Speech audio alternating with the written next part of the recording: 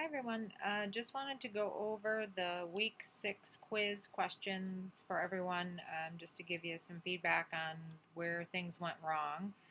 The first one I want to go over actually, I gave everyone credit for. I think it was a little bit confusing, so if you did get this one wrong, I gave you credit. The question was financial counseling for self-pay patients should include all of the following except. And in our textbook, it did talk about financial counseling. I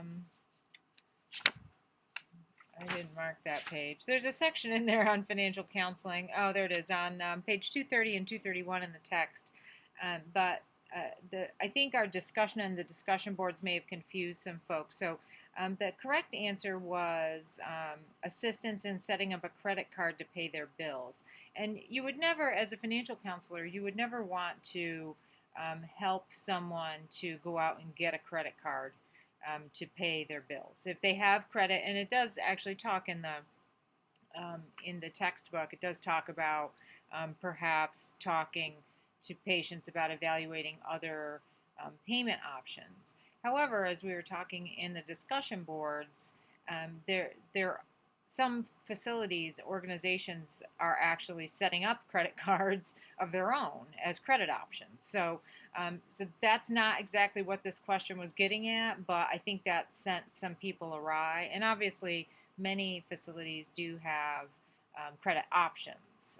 So I think that's what sent some people awry. So if you did get that question wrong, I have given you credit. You'll still see it when you go into your quiz. You'll still see it marked wrong, but you have points for it. So I did give you credit for that.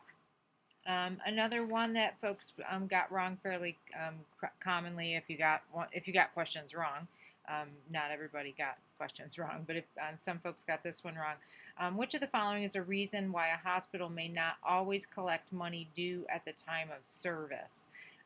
And I won't go through all the answers. It's kind of wordy. But it's actually discussed on page 231 in our text. The answer was actually all of the above. But the one that folks were choosing was they were only choosing the total amount of money owed may not be known at the time of service. And that's absolutely correct. A lot of times patients will come in, they may have a deductible, they may have coinsurance, they may not even know what is actually going to be done when they get there, and we've talked about that in several discussion boards.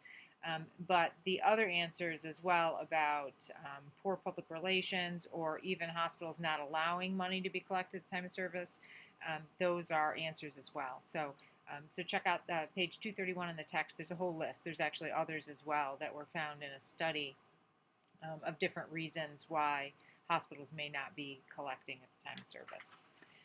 The next question, what is the primary source of data required for reimbursement from third parties? The correct answer on this was the medical record. What people were typically choosing was the claim form. Now, the information from the claim form comes from the medical record. So the data source is the medical record. And I can see that might be a little confusing, but the data source is the actual medical record. In the textbook, it talks at length about the medical record, the importance of the integrity of the medical record, how the information needs to be accurate.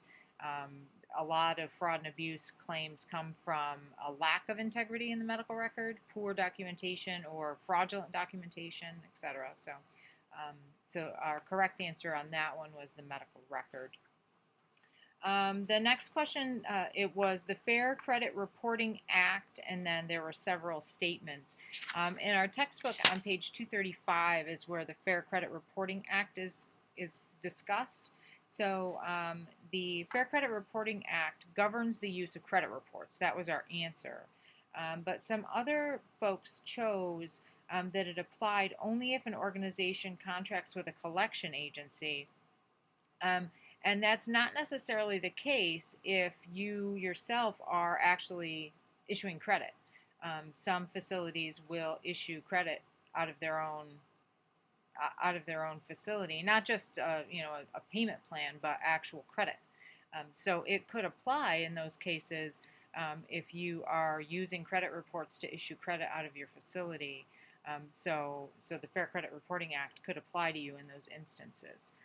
That's why many facilities will avoid issuing official credit and therefore using credit reports um, out of their organization, because they do not want to have to deal with the Fair Credit Reporting Act and many of the other laws that will govern. They may send that out to another organization like a collection agency, or like I talked about in my announcement from today, but also we've talked a little bit in the discussion board about an organization like ClearBalance, which focuses solely on offering loans or credit revenue cycle management, offering loans to clear balances, zero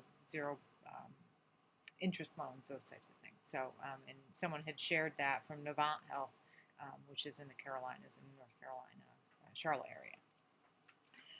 And the last question is the objective of revenue cycle management that's the question. So the objective of revenue cycle management is to, the answer is reduce the collection period. And that was actually, the statement itself was listed on page 225 in your text. So when you think about revenue cycle management,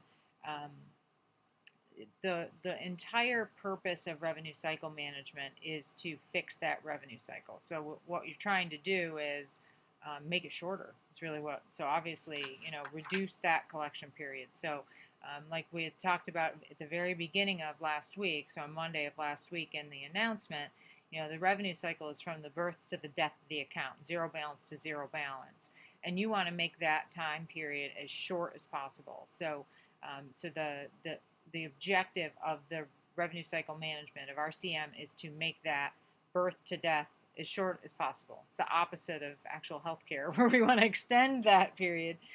Revenue cycle management wants to make that period as short as possible. And in the past, our way to make that period as short as possible years ago, 20, 25 years ago, was to get them off our rolls, to sell it to collection, sell it to an agency that would collect the bad debt. But that's not the way we approach it anymore, because that doesn't help us. In governments past, that helped us, but that doesn't help us as facilities, and it doesn't help our patients. So that's not what we want to do anymore. Now our focus is to get our patients the help they need to pay the bills. And ultimately, hopefully over the next several years, perhaps not in this administration based on what we're seeing right now, but hopefully over the next 10 to 12 years, we can reduce costs, reduce charges, and be able to do something to help our patients not have costs as high as they do. So the purpose is reduce the collection period ultimately, but hopefully help patients to be able to pay the bills. So that is the quiz this week. As always, any questions on any of the other questions that we didn't review, please let me know, and I'll see everyone in the discussion boards. Thanks.